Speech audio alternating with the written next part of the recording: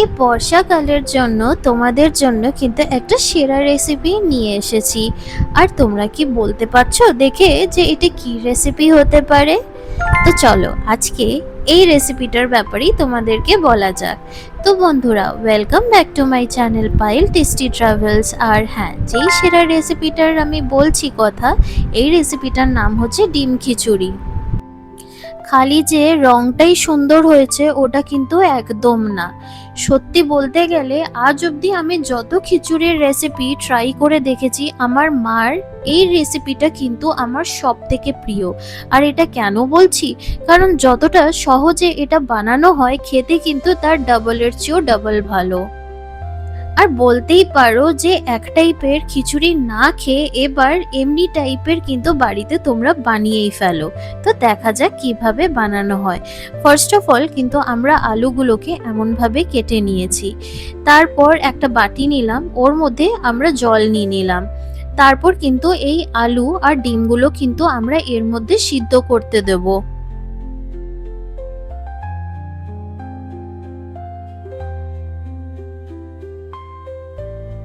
বেশ কয়েকটা আমরা ডিম নিয়ে নিয়েছি এর মধ্যে। তোমাদের বাড়িতে যতজন লোক আছে সেই হিসেবে তোমরা নিও।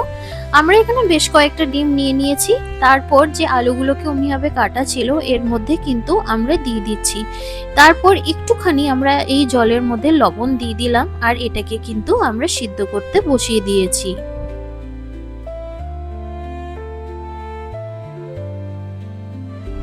সিদ্ধ হয়ে যাওয়ার পর একটা আমরা কড়াই নিলাম, আর কড়াইয়ের মধ্যে আমরা একটুখানি সর্ষের তেল নিলাম।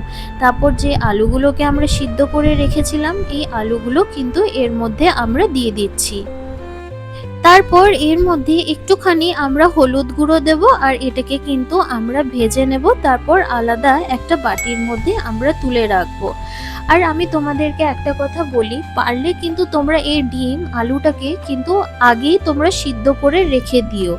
কারণ কেন বলছি, বিকজ তাহলে কিন্তু এই রেসিপিটা খুব তাড়াতাড়ি বানানো হয়ে যায়। ওই ধরো অ্যারাউন্ড তোমার ওই 20 মিনিটের মধ্যে কিন্তু ওভারঅল পুরো রেসিপিটা হয়ে যাবে। আর বিশ্বাস করো, সাইডে আর কোনো কিছু লাগে না। ওই যে খিচুড়ি হলেই যে হাজার রকমের ভাজা, ওইগুলো কিন্তু এই রেসিপিটায় কোনো কিছু লাগবে না। ওজন্যই তো এই জিনিসটা আমার সত্যি এত ভালো লেগেছিল খেতে যখন মা বানিয়েছিল। কারণ টেস্ট মানে আমি বলে বোঝাতে পারছি না, যতটা ভালো দেখতে হয়েছে তার চেয়ে কিন্তু আরো বেশি ভালো খেতে হয়েছে। যাই হোক, আলুগুলো কিন্তু ভাজা হয়ে গেছে। ওই সেম তেলের মধ্যে কিন্তু আমরা ডিমগুলোও দিয়ে দিলাম। বেশি ভাজবো না, একেবারে হালকা করে ভাজবো। তারপর এই ডিমগুলো কিন্তু আমরা একটা ওই আলাদা বাটির মধ্যে তুলে রাখবো।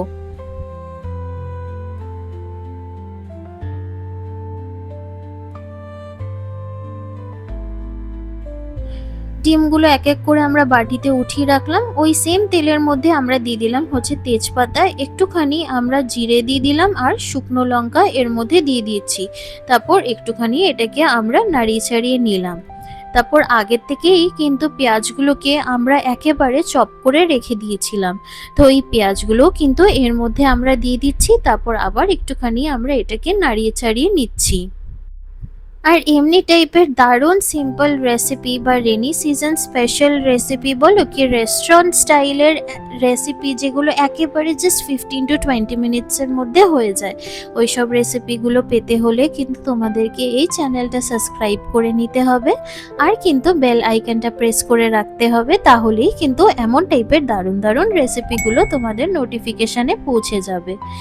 এবার কামিং ব্যাক টু রেসিপি, টমেটোগুলো কিন্তু কাটা ছিল, এর মধ্যে আমরা দিয়ে দিলাম। তারপর একটুখানি লবণ, একটুখানি আমরা এর মধ্যে জিরের গুঁড়ো দিয়ে দিয়েছি।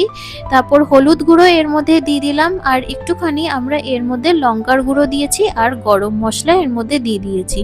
আর খিচুড়ি একটুখানি হালকা মিষ্টি মিষ্টি না হলে কিন্তু ভালো লাগে না। তো এর মধ্যে আমরা একটুখানি স্বাদ অনুযায়ী চিনি দিয়েছি, আর 1 চামচের মতো ওই আদা রসুনের পেস্ট দিয়েছি। দেওয়ার পর এই মশলাটাকে কিন্তু আমাদেরকে ভালো করে কষিয়ে নিতে হবে। হালকা একটুখানি জল দিয়ে নিলাম, আবার এটাকে কিন্তু আমরা ভালো করে কষাতে আরম্ভ করেছি।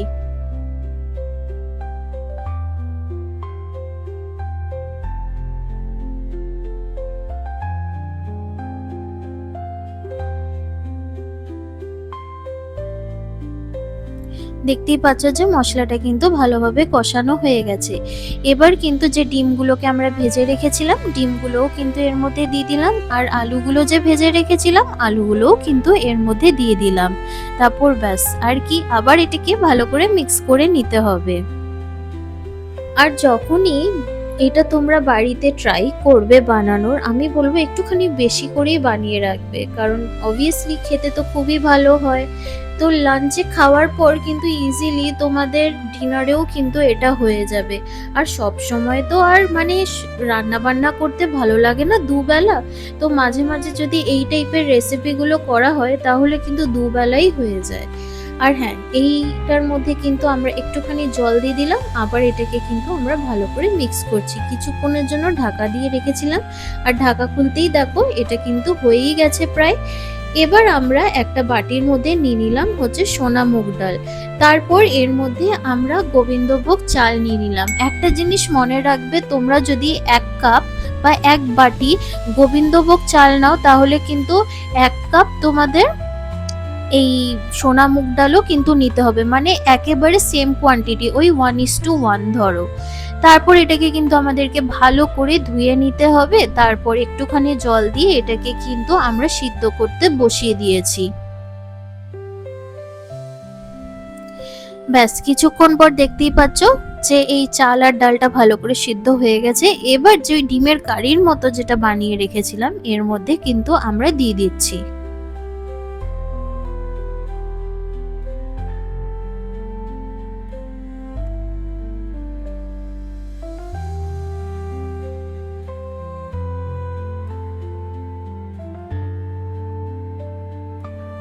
এবার কিন্তু এটাকে আমাদেরকে ভালো করে মিক্স করে নিতে হবে।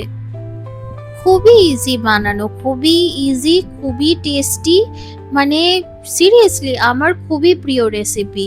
মানে আমি ভাবতে পারিনি যে জেনারেলি কি বলতো যে খিচুড়ি মানে বর্ষাকাল মানেই আমরা খিচুড়ি বুঝি, সাইডে পাঁপড় ভাজা থাকে, পটল ভাজা থাকে, বেগুন ভাজা, ডিম ভাজা, অনেক কিছু থাকে।